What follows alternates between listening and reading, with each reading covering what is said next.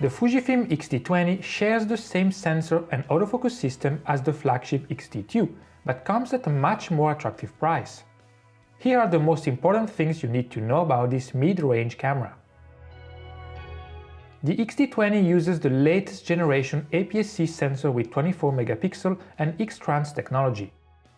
You get excellent dynamic range, very good ISO performance with usable images up to 12,800 and lots of film simulation profiles, including classic chrome and Acros.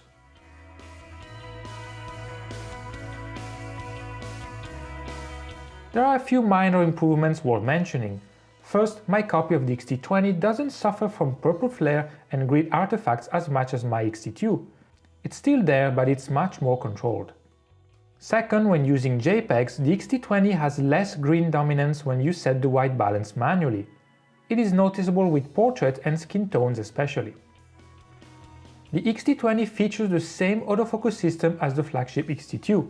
You can choose between 91 or 325 points and select single, zone or wide tracking areas.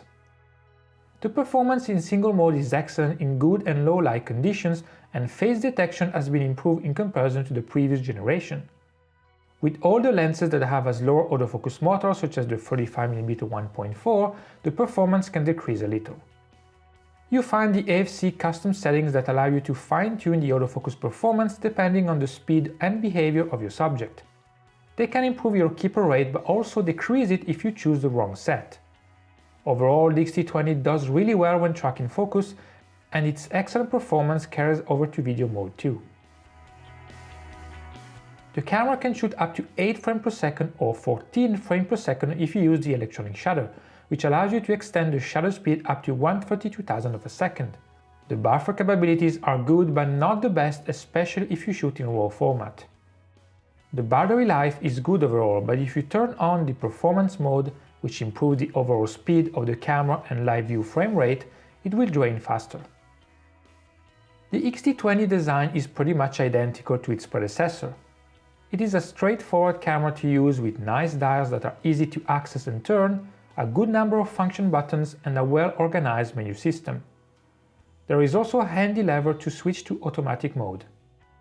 When pulling the camera out of the box for the first time, you'll be surprised by how small and light it is, although this also means that people with big hands could find it a little too small. An optional accessory like a landscape or thumb grip can solve the problem, however. Note that the camera is not weather sealed. The tilting LCD screen is touch sensitive and it is precise in operation. You can move the focus point, take a shot or swipe through your images in playback mode.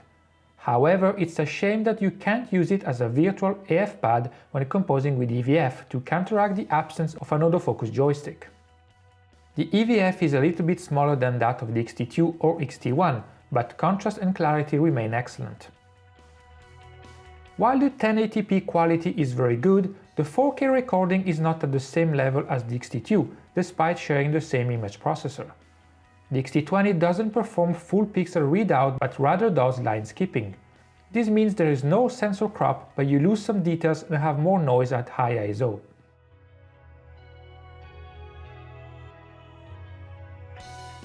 You can use any of the film simulation modes, adjust highlights and shadows, choose a single focus point and move it with the touchscreen. What's missing, however, is the possibility to control the speed of the focus transition, which would be really helpful for video. There is a 2.5mm microphone input, but volume control has 4 steps only. 4K recording is limited to 10 minutes per clip or 15 minutes in Full HD. Overall, the camera isn't a bad performer, but if you're looking for a good mid-range 4K camera, Panasonic and Sony have much more to offer. The X-T20 comes with additional features like a built-in flash, time-lapse, panorama and Wi-Fi capabilities.